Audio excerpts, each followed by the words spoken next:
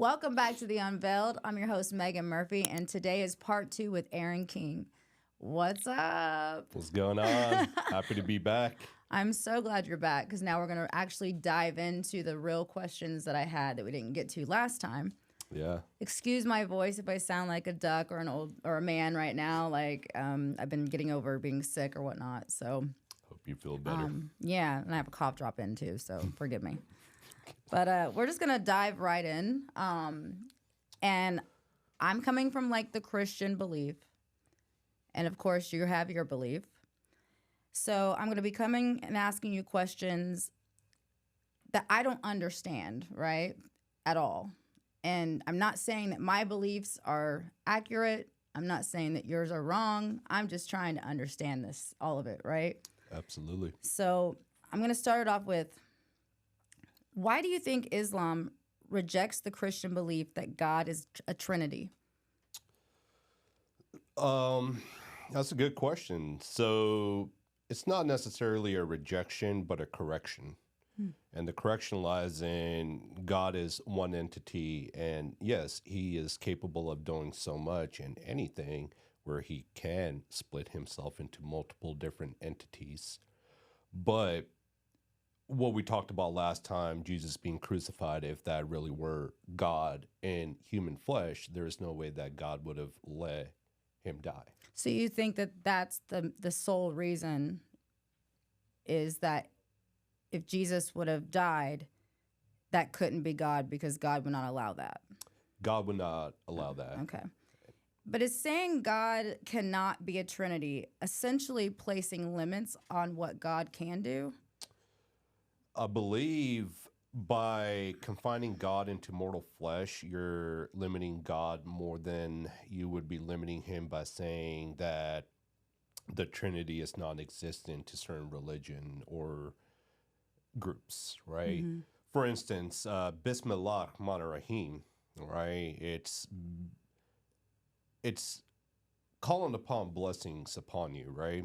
Yeah. But it's just like the Father, Son, and the Holy Spirit. It is the same way. It is the start of a prayer, right? That is in a different language that essentially means the same thing. But whereas you're saying something as a blessing or protection, you're giving worship to three different entities. You're giving it to the Father, you're giving it to the Son, and you're giving it to the Holy Spirit, right? Yeah. But if everything is one, there's no reason to separate it. Right. You know, like That a makes husband sense. and wife is a unity. That child that is born from you is a result of both of you being combined. Where there is no separation. That's why marriage and matrimony is a unity under God. It's to bring two separate things as a whole. Right. Therefore, if you were to say, hey, God is the Father, Son, and Holy Spirit, just God in general, it's more feasible than saying he's separated into multiple different entities. That makes total sense. See, this is what I'm talking about. Yeah. Like, I'm not here because I honestly have not read the Bible from front to back. Okay, yeah. Because something doesn't resonate with me, and we'll get into that later. Okay. Yeah. But so Islam teaches Jesus wasn't crucified. How do they believe his life ended, or do they believe it ended at all? There are talks or assumptions that he was lifted up, you know? Yeah. Like, beam me up, Scotty. Yeah, You know? like the aliens. Yeah. So there is assumptions that that's the case, and we believe that God is merciful but wrathful as well. Okay. If you go back to the Old Testament, you can clearly understand why God was so wrathful. And with the current events of the world, which we're not going to dive too deep into, Right. but with what's come to the public knowledge as of late, you can clearly see that why God needed to do the things he did back in the day. He's given us multiple chances. He really has. Right. Humans are the most despicable species to ever walk the face of Earth. And I will, I'm Kinda no think so. saint. No, I agree. I've had my moments of anger and violence and rage and jealousy and just so much, Mm-hmm. And as I've gotten older, as my faith and my walk with God has gotten stronger, I feel more grounded and structured, but I'm still human. I still have free will where I'm given into temptation, but the understanding of everything has made things more clear. Right. Yeah. If the Bible was written first and Islam says the earlier scriptures came from God, why do they not believe what the Bible says about Jesus? So the Quran actually talks a lot about Jesus, right? There's about 25 verses and 25 times that Jesus is talked about. In the Bible, he's talked about approximately 90 times. These are all statistical like information. Awesome. Whereas the Quran isn't taking anything away from Jesus. It's not taking anything away from our 10 commandments. It's a continuation, right? Because Christianity in today's day and age is not Christianity. It's a New Testament. Why did we need it all of a sudden? Who decided? They call it performative Christianity. I'm hearing on TikTok. It is performative. It's like the narcissists that do all kinds of nasty things and then go to church every Sunday just to show face and say, "Hey, I'm such a great person. I give to charity. I donate. I go to church. I'm part of the volunteer group, etc. I donate toys for tots, whatever the case may be. It's all to save face. There's no true grace." Now, we'll always go back to Matthew's 7:23, where Jesus comes back in his divine body, all right, after the crucifixion, and the Israelites, the Gentiles came and said, oh Lord, look what we did in your name. Are you not proud? Right. Well, Jesus says, "Be gone, evildoer, for I've never known you." Yeah. God will put you in your place and will tell you exactly where you stand. That's why our deeds count against us. If you look at what's happening in the world, there was we talked about this TikTok experiment, this like supposedly single mom did. She called like over 30 different churches, and all of them turned her down. She was looking for baby formula because she couldn't get it. Yeah, no, not at all. Not kidding you at all. I have not seen this. She was begging for baby formula because she was going through stuff, and of course it was a social experiment. She called 30 churches, they all turned her down. She called one mosque and they said, "Hey, where are you? How much do you need? What kind do you need? Can you come here? No, you don't have a car. We'll meet you. We'll bring it to you. We'll pay for an Uber, whatever you need." And that's just the thing. In Islam, you're taught to give that all your deeds are stacked against you. Right. You can't just go mess around all week and flirt with girls and drink and do drugs and do all kinds of nasty things and then go to church on Sunday and say, "Oh, I'm holy, I'm clean." And we talked about that in the last episode, how, it is kind of like a get out of jail free card for Christians. For a lot of them. Yeah, so. Think about who wrote it. King James wrote the New Testament, right? He had his Oxford scholars rewrite it in his perception. Right. Where if you're sick and you lick his dirty shirt, right, you're gonna be healed. He is putting himself on the same line as God, so. Not good. Islam says the Bible was corrupted, yet the Quran tells Muslims to believe in the earlier scripture. How can both be true? Well, that's a really good question. I'm very excited to dive into it. Yeah. Have you ever played the game called Rumor? No. Okay. Do you remember, like, you would make a line and one person will whisper something into one person's ear? Oh, like telephone. And say, telephone. Yeah, sorry. I'm from the West. We call it something different. It was, telephone. So you would say something and say, "Pass it on." Then they would say something, "Pass it on." And eventually you trickle enough down the line that the information gets confused. Yeah. Someone says something different. Same thing with the Bible. Okay. That is the issue. Old Testament I have no problem with. If you were to ask Aaron, if you were to align with Christian beliefs, where do you stand? Old Testament. I don't eat pork. It's a sin. Romans forced Christians to eat pork. They didn't follow Jesus's guidance. Jesus prayed. He did sajda. Sajda means you put your forehead down on the ground and you worship the ground where God bestowed you upon. That's called sajda. Jesus fasted. We're actually approaching Ramadan. I will be doing 30 days of fasting. Really? No food? Sunrise to sunset. That means that any vices I have, none. Any intimacy with my partner, none. Wow. Any drinking, any social life. No, like it doesn't only cleanse your body, but you should also cleanse your spirit. Your energetic field too. Yeah, you know, and we're meant to do that. Right. I don't know much about Muhammad. Telephone is that And they could have left Muhammad out on purpose, right? He didn't exist. He didn't exist. He then. didn't exist. It was, gosh, 600 years or something. it was about 600 to 700 years that all of that came before. Okay. Right now, we're approaching over 2,000 years, right? Right. We're over 2,000 years of Christian belief, Right. and we are at about 1,400 years of Islamic faith. Okay. Yeah. Okay. So Christians believe salvation is assured through faith. And I kind of feel like I have been a Christian through faith, considering I don't read the Bible and, take it literally, right? I read some things out of the Bible that Jesus says mainly, right? I kind of stick to only what Jesus says. I don't know why. It's just something in me. It doesn't align with a lot of the stuff in it, right? So in Islam, salvation has no guarantee because your deeds are weighted, correct?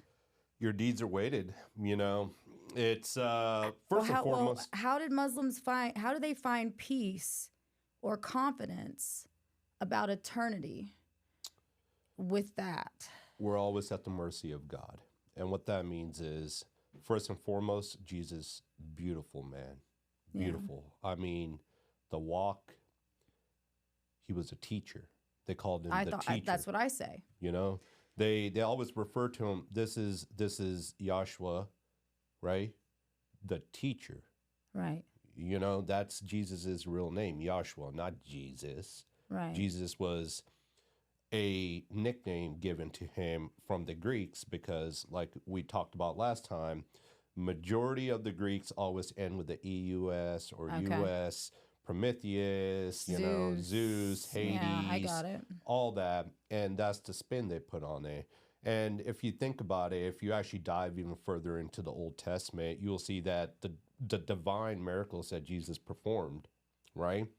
One of the miracles he did was eradicate legions from the human flesh, because before technical monotheism, right? Mm-hmm. The demons, the devils, the bad spirits, all that, they ran rampant. The Euphrates River is a prison ground for those. Wow. Right? And I'd love to dive in deeper. I know that's not what we're here for today, but just a little clip. Little background. Yeah, on what all that is. What's happening in Israel right now is the genocide they're committing on Palestine is a human sacrificial ritual to go ahead and feed the dark forces and to resurrect the imprisoned demons to come and walk on earth again. It sounds so far-fetched. No, it doesn't. But people really need to open their eyes. We have had movies that have told us the truth. Best way to hide the truth is put in plain sight. Oh, yeah. Because if I were to sit here and tell you this and say, oh, Aaron, that's from a movie. I saw that movie, like the whole Charlie Kirk thing and Snake Eyes with Nicolas Cage. Right. Let's be honest here. That's all happened. It happened again with Charlie Kirk, and nobody bats an eye. Same thing with all the files getting released. Yeah. And nobody bats an eye because all of a sudden we got Super Bowl. We got celebrities, oh, we're leaving America. You got Look all this over stuff. here. Yeah, exactly. There's so much stuff to keep you distracted. Yeah, it's pretty sad. It's satanic. But how does anyone with the Islam faith, how do they know that they've ever done enough is there a measuring stick on this? If it's weighted, is what I'm saying. This is a very unique question. I'm going to do my best to answer this as it's tough properly as possible. So let's maybe the 80-20 rule. That was my take at humor there. 80-20 rule is really acceptable for us as humans, right? Yeah. But when you look at God, we can't do enough. For example, My uncle passed last June. Sorry. Thank you. Great He's the man. one that got you over here. Yeah, Oh, yeah. that's awful. Yeah, great man. I mean, I miss him dearly every day. We used to talk a lot. I have so many questions, so much guidance I need. But he's gone.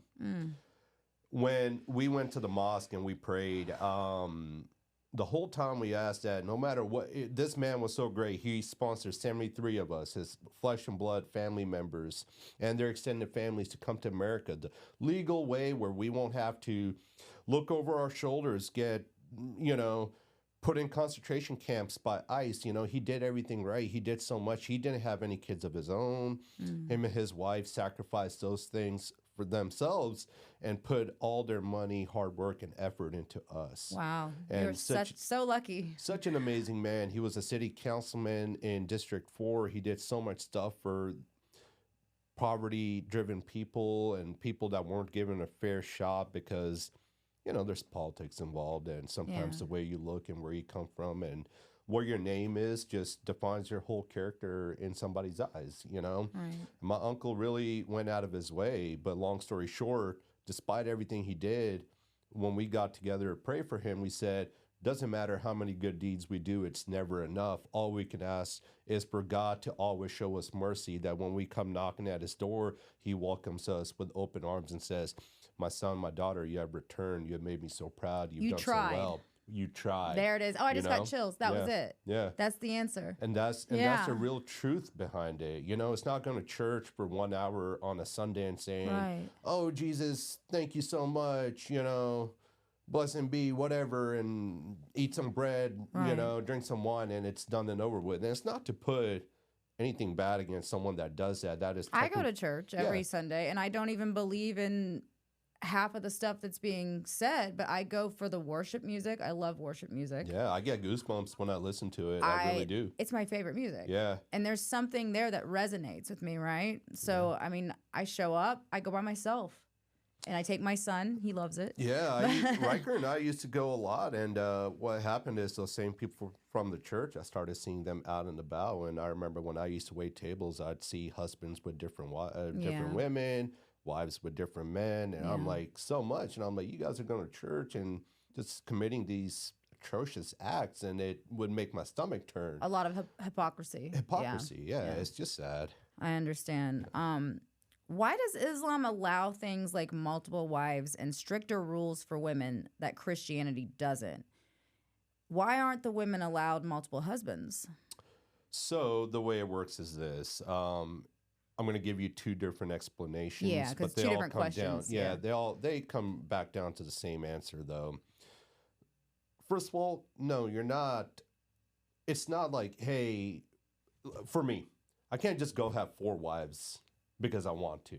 Okay. And I'll tell you a story about what happened. So my dad runs multiple businesses. He's been an entrepreneur his whole life. He had a bunch of used cars dealerships, and he had a guy named Bismillah from Afghanistan that was a mechanic. Bismillah was a great guy. He would actually debate people on religion. He knew all the Catholicism, Christianity, Judaism, Islam. I mean, he's read everything a million times over, understands everything. This guy speaks more languages than I do. He's close to, like, my dad speaks 11.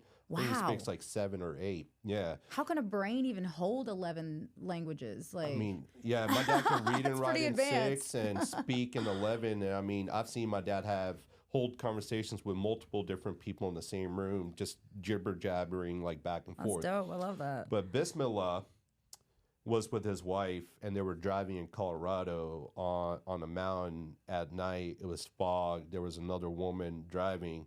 What happens was they couldn't see. They had a car accident, and that woman unfortunately got injured really bad. And at this point, she's become something where most men, right, don't want to take on the burden because there's no love, there's no affinity, there's no, there's nothing they owe, so they won't accept that right off the bat. Just like, if somebody's not a virgin, that's not somebody's first choice of wanting them, as their spouse, especially if you as a man are holding yourself until marriage, right? Right. So Bismillah, because you have the right under Islam that because it was his fault, he married that woman as well took on responsibility for her, so she couldn't work. You know, she was on disability, and he brought her in, married her. I can in the religious understand where way. you're going with this. So that is the technical reason why we're allowed. If you do something, right, there's so many reasons. So many women are treated bad, right? Because they cannot hold authority. They can't hold power, Right. you know? And it takes good, faithful, disciplined men to protect these women. Right. And that's what Islam teaches. If you did something wrong, right, you should be the one to correct it. If a woman, by mistake, were to reveal too much, you should look away your gaze. You should not look at her. I'll give you my example. I'm 34, full of testosterone, but if I'm at the gym or anywhere, smallest little glance, I look away. Yeah. And it's a respect thing because I wasn't raised like that. I wasn't taught like that.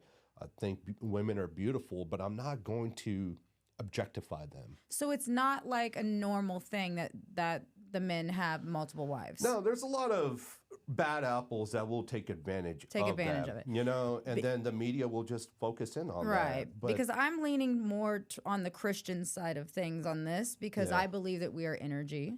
And I believe if you mix your energy with other people's energy, multiple energies, that could really dilute the field. so That's my take on it. But I do see your perspective as if somebody was married to someone, they got hurt, they got sick, they couldn't give the love and attention that they wanted, that they needed. I could understand that. yeah, And then or they still take care of that woman. Hey, I'm for that. Right? back when war happened, if you killed that woman's husband, right? Even if you're not intimate with her, it's your responsibility to take care of her. And for instance, if you're leaning more towards Christian beliefs, let me actually enlighten you. Solomon, the wise, had multiple wives. Right. And he wrote, it's better to be alone in the desert than to be married to a quarrelsome wife. And that is what Christians believe. And that was okay, polygamy, right? And it still is, if you think about it. What is cheating? Right? Sure, there is no Cheating marriage. up here, even. Yeah, I look at it like that now. I didn't used to. yeah. But the more, I guess, purified I become in what I'm doing now, and like the more I get honest with myself radically, you know, I mean, You make corrections where you see that you're not living to your potential. and I your could true feel, calling. because I used to be a habitual cheater, and I could feel the difference now from what I was back then to where I committed to someone fully. I mean, it's like night and day. Yeah. It's like I can't believe I was living that fucking life all these years, and that's why I didn't trust myself or my decisions, because I knew what I was doing was And- wrong, right? Well, for me at least. Other people may not feel that way, but That's interesting. And in Islam, right, you're allowed full forgiveness and never to talk about it ever again once you've made the redemption and you've corrected the errors of your past. Therefore, I recently saw this little thing where the man was speaking with a Mulvi, and he is what you would call a priest, right? Priest, pastor, whatever. He's like the higher up that leads the whole prayer and everything, and is going to be the most knowledgeable source of information in Islam.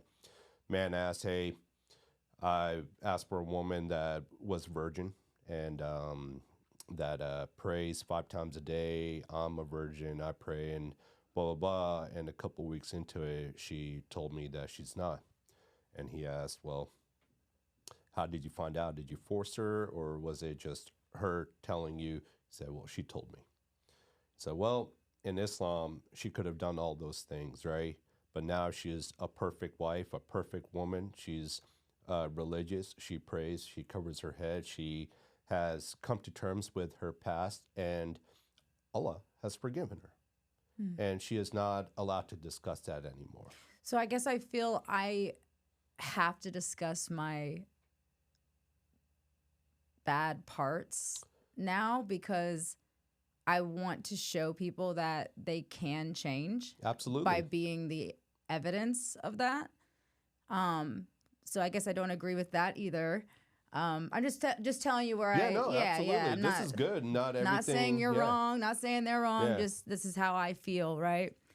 Absolutely. Yeah. So it was just like a small little thing. I for like us. that though. Yeah, because here's the thing, if somebody say like stole a car once upon a time and Right. they went through the system. I did that when I was 13. Yeah, they went through the system and they corrected it. But for everyone to sit there and say, this is a car thief, this is a car thief. Oh yeah, like how beat messed them. up is that? Because God Oh, has forgiven you. God has helped you move on. thank you. If God is the only judge, jury, and executioner, who are we as humans to judge and to frown upon someone that has tried to only better themselves? Right, You know? right. And that's unfortunate truth is when you share too much with people, they'll Oh, I know. weaponize it against you. Trust me, I Yeah, know. I've yeah. been dealing with that with some. I'm not even gonna go there. No, but you yeah, made me aware, someone's. and I'm sorry about Yeah, that. yeah. Yeah. Not even gonna go there. Not gonna give them the credit. If Islam believes Jesus returns to correct Christianity, where is Jesus returning from? From the divine, right? Because we live in the third, and there's obviously a Yeah. fourth. And in That's space, good. matter, time, here we can grow and we can age, and we have like three-dimensional axis. But what exists beyond our realm? Something greater, something more powerful. And that I know. realm, God exists.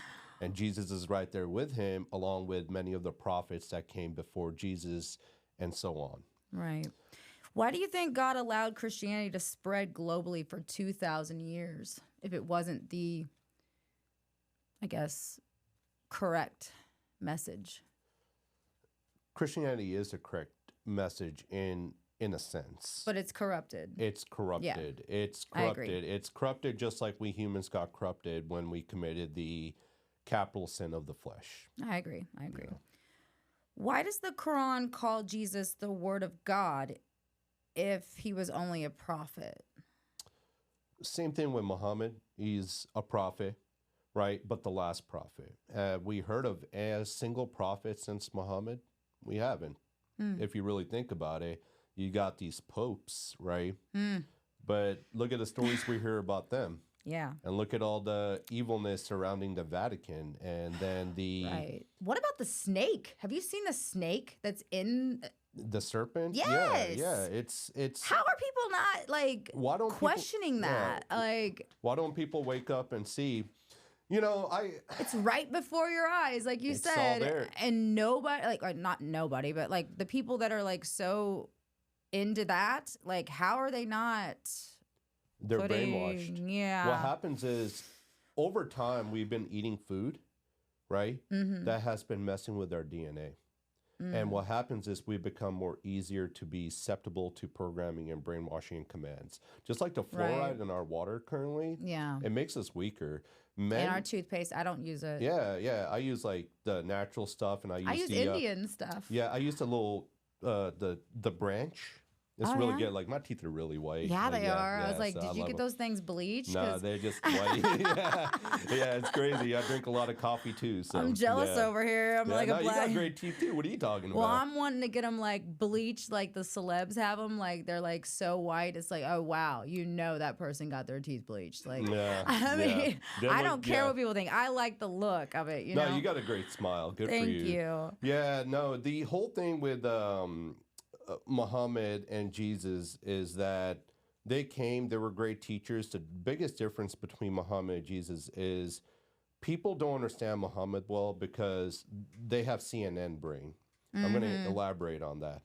Whereas Jesus taught so many great things, like through his miracles and his teachings and Well, everything. and now, hold on, let me stop you. Now Fox Brain too. Well, yeah, exactly. It's becoming. yeah. Yeah. Yeah, it's awful. You know, I listen to more like indie news stations, if anything, but I'm more of a podcast guy. Me too. I like having some real people get on the mic and camera and talk about some real stuff, and I'll sit there and I'll watch it for hours, you know. And that's the most educational thing is to learn from your peers. And Yeah. technically, you and I, we're peers to all of our social media followers and our friends. Right.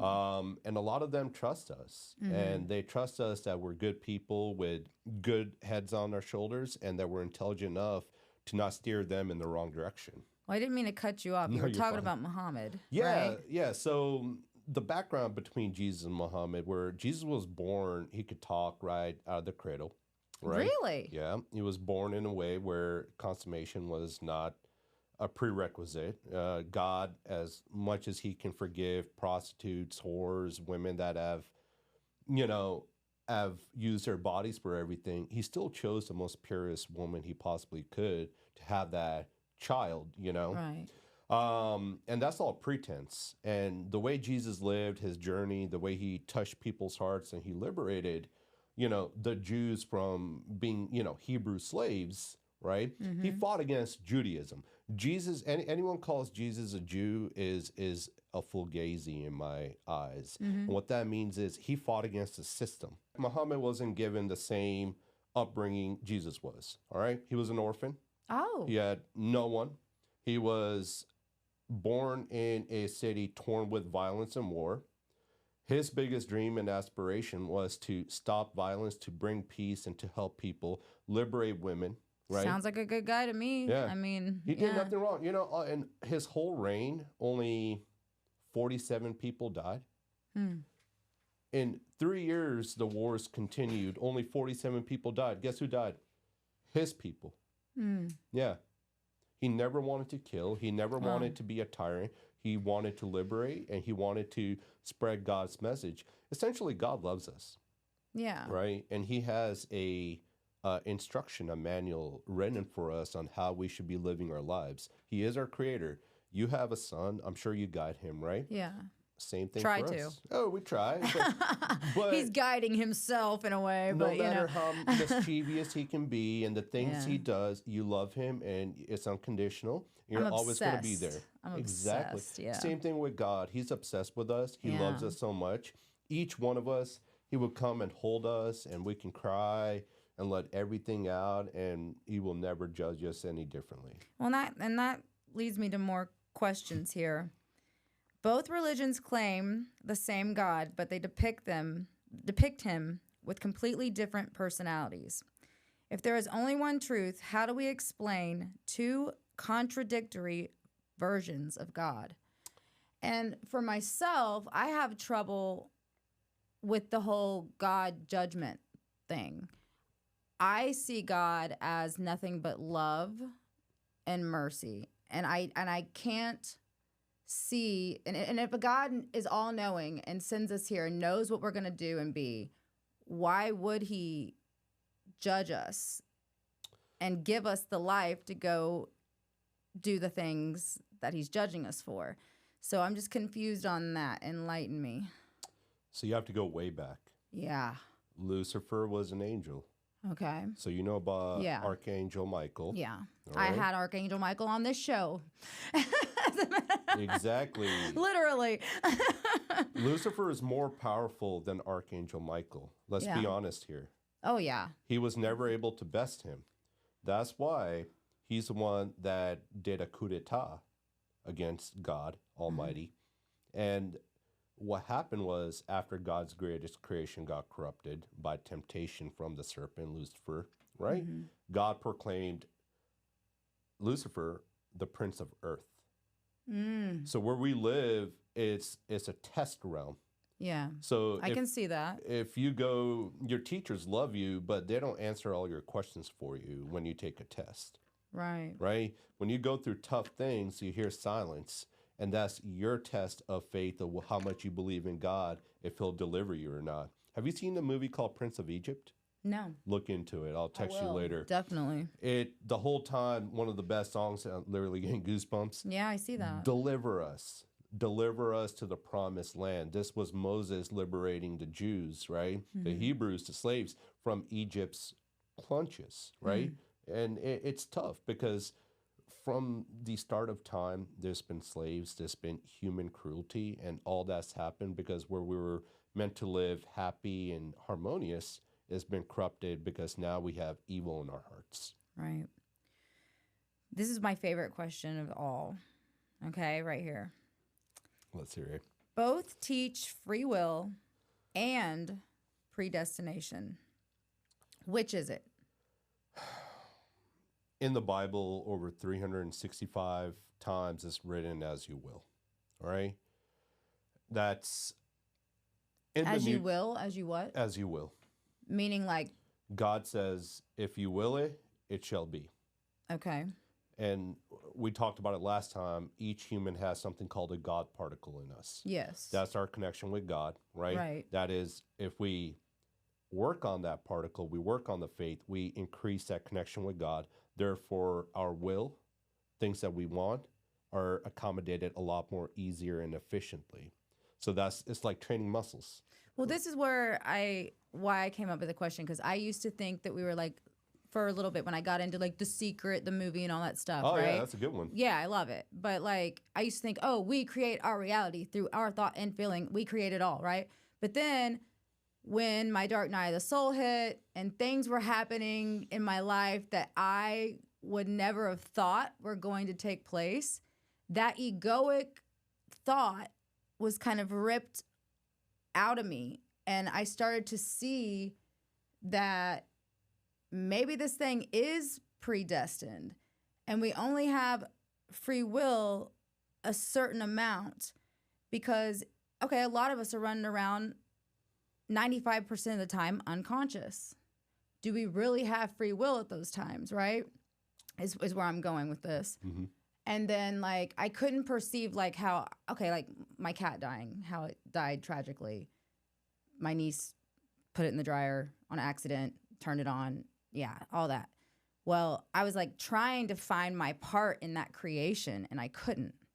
But something beautiful came out of that horrible situation, because it was, I believe, predestined.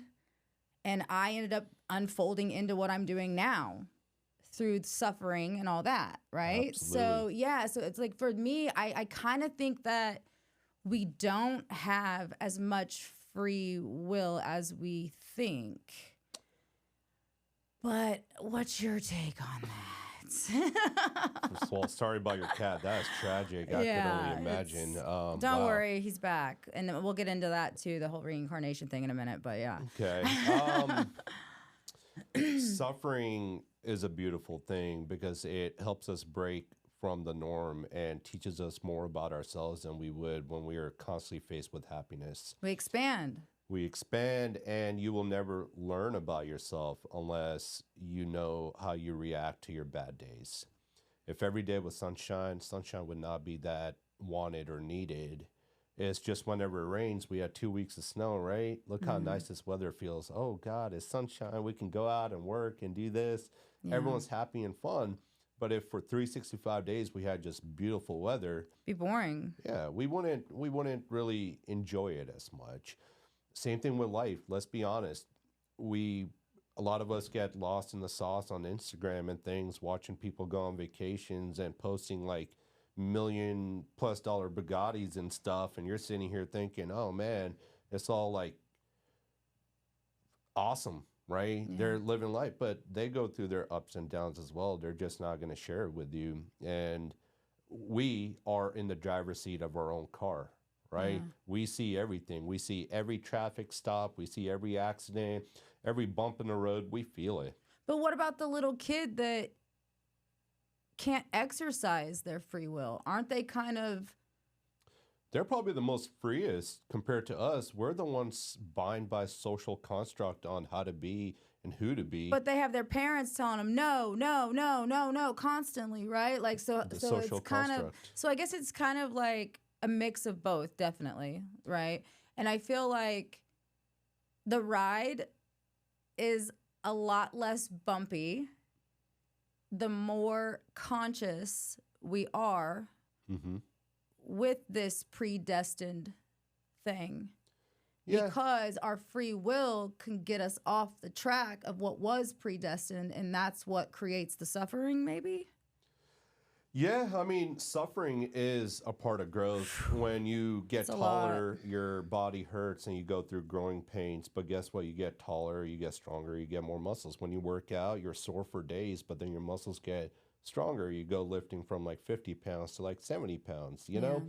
It's it's growing pains and you have to go through it. There's no other way. It is predestined. If you're going to be, I feel like it is now, man. yeah, if you're going to be 5'5", you're going to go through growing pains to get to 5'5". It's Right. that simple. Same thing with me. So essentially my point is, you won't get anywhere just having everything good handed to you. You're Right. never going to, you know, if you're a trust fund baby, you'll never understand the value of money and how difficult it is to earn money if you're just given everything for free, Yeah. right? You get the experiences that life is supposed to teach you snatched away from you from a very early age. And our parents telling us what to do is who we are. We're not free. So we're bound by a social construct on how to teach our kids to be, right? When they're free. Honestly, if you ever just observe your child, that's a free person. So the more conscious we get, the more free will we have.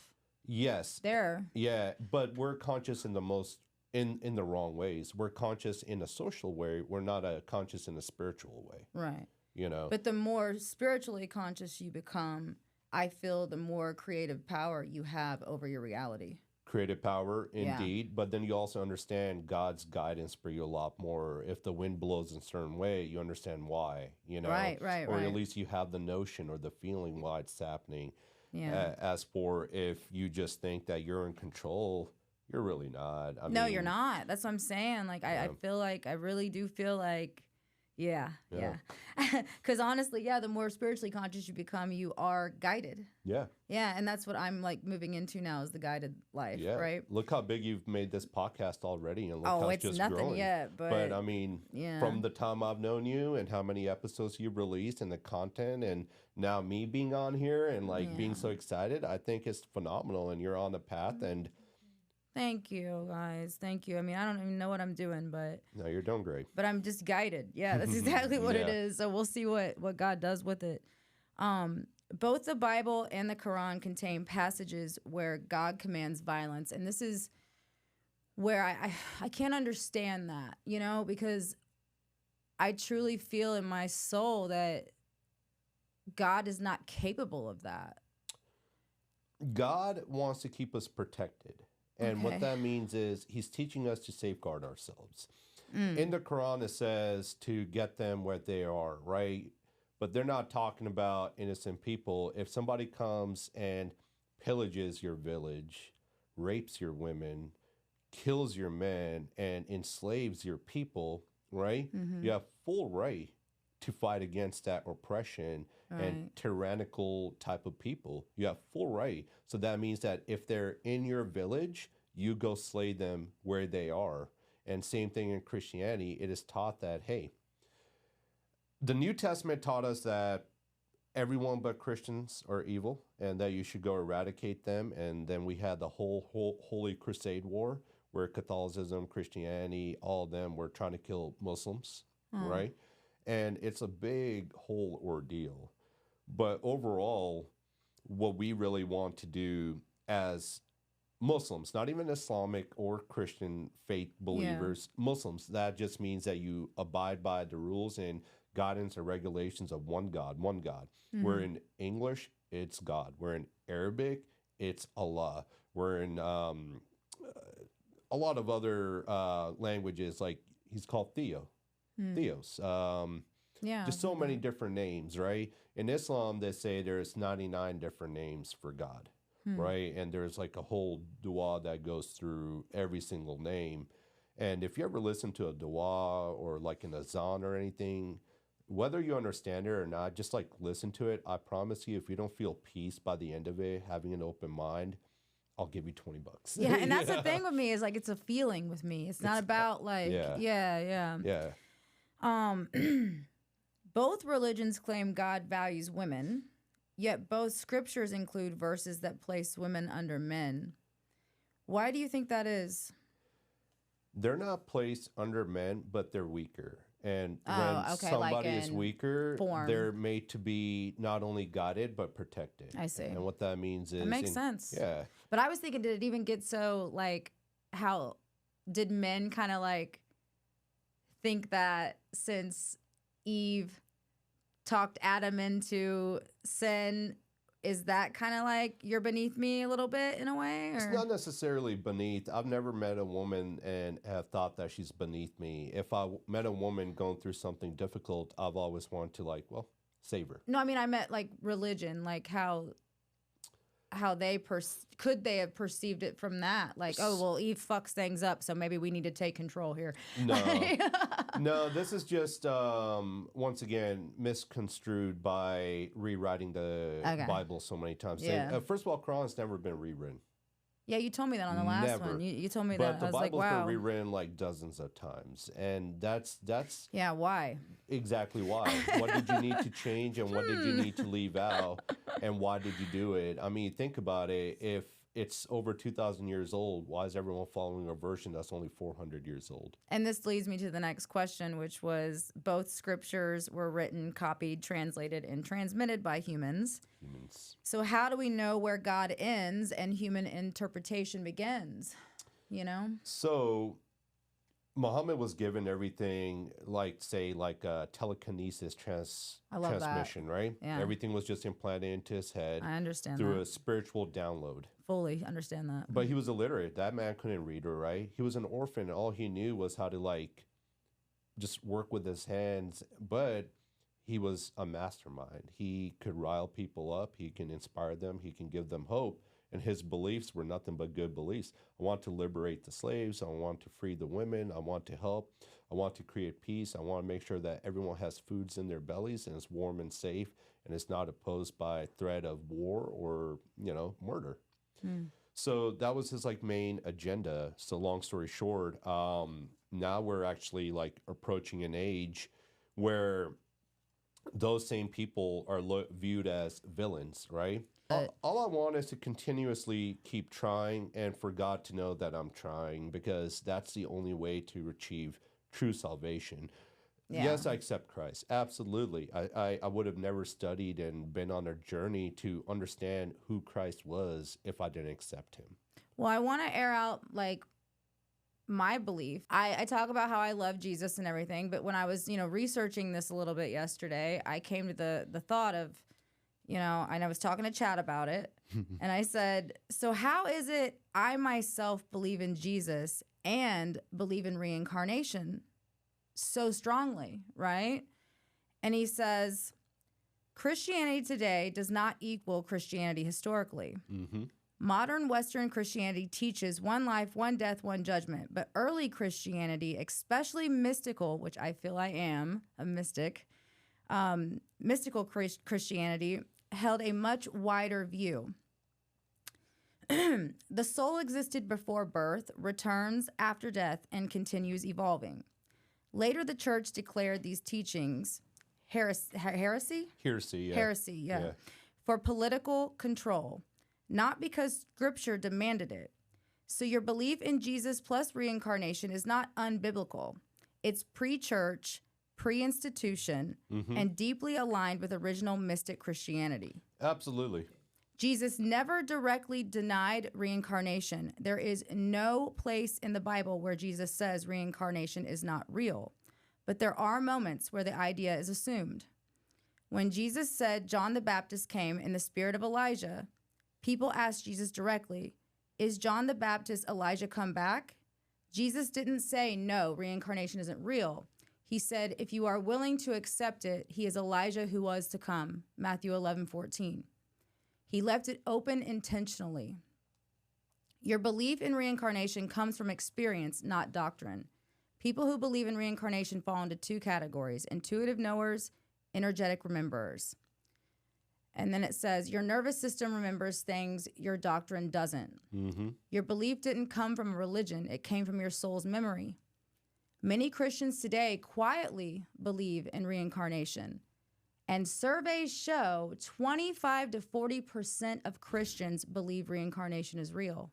It is. They're just afraid to say it. And I wanted to say this so everybody that is on the fence about this understand, oh, I got chills, understands that they're not alone in feeling this, and it's okay. Yeah. It's fucking okay, Like if you believe a little bit outside of this religious box, right? This is why I'm doing this whole show.